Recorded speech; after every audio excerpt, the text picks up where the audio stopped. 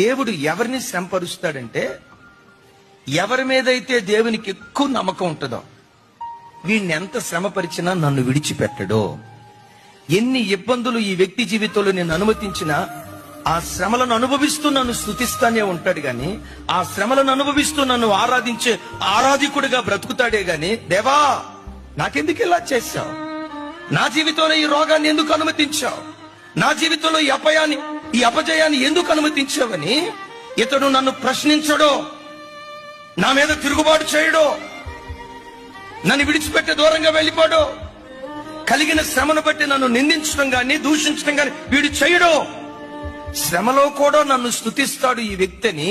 ఎవరి మీద దేవునికి విశ్వాసం ఉంటుందో వారి బ్రతుకులోనే దేవుడు శ్రమలు అనుమతిస్తాడు.